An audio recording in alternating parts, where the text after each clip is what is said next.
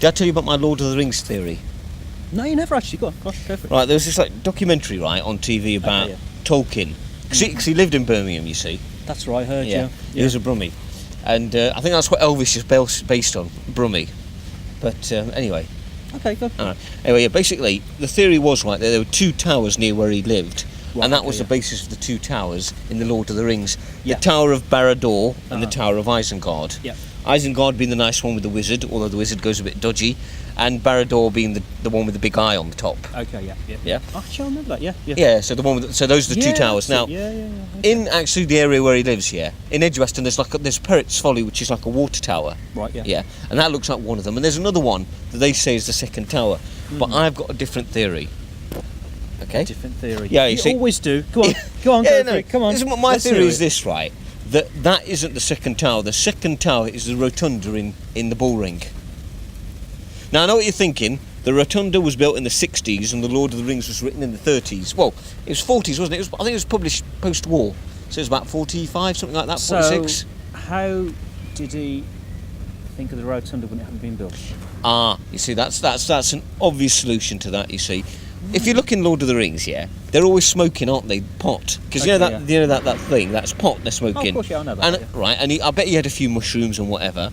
So my theory is that he was high on a cocktail of beer, pot, and mushrooms, and other hallucinogenic compounds which he could have got, including, say, morphine. So basically, my suggestion is that maybe Tolkien was a bit of a crackhead. He was tripping out, and he astrally projected forward.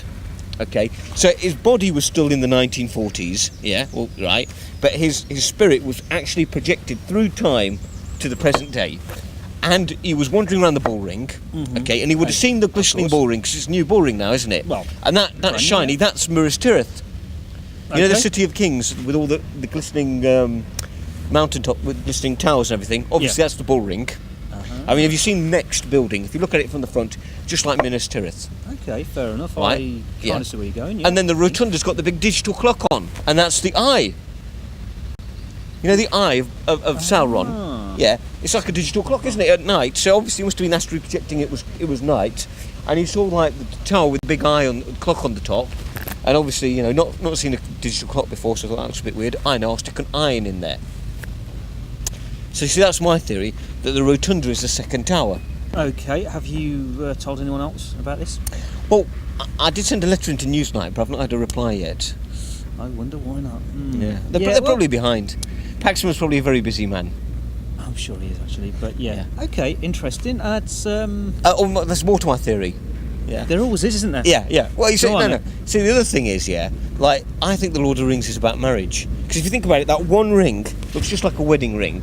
And the whole gist, right, of that trilogy is don't put the ring on, the ring of power. Because as soon as you put it on, it forever, you have to obey. And like, even like when you've got it on, it's not there. You can see the eye burning into the back of your head. Obviously, that's the missus.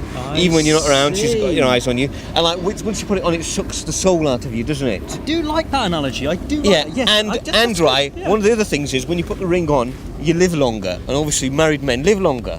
Because they have to suffer more. Yeah, because they're not allowed to die, because it keeps you alive. Excellent. So you see, the Lord of the Ring, as soon as he puts it on, that's it, he becomes invisible, because he disappears, because he can't go out with his mates anymore. So as far as his mates are concerned, he's invisible. He's not allowed to come out anymore, he can't go to the match, he can't do anything without checking in with his missus, so obviously he's invisible. Right. It drains the soul from him, and there you go, you see, Lord of the Rings. The moral of the story is, don't get married. And you know what? I've stuck to that moral. Yeah. And that's why I'm still single. Yeah, there you go. You see, you can't blame me. I didn't even know it. And I think there'll be a correlation between, the films now coming out and a drop in the marriage rate. Yeah. There is one thing. You were never good at economics, though, were you? Particularly correlation. Yeah, well, I was going to get somebody else to do the stats for me, Okay. Just get a few graphs in PowerPoint, it'll be fine. So I was thinking maybe I should write a novel with all my theories in. It wouldn't be a novel. It was sort of like, just a book about my theories. I tell you what, do it, write it, I'll sell it on eBay for you. We'll make money out of it. I think that'd be good.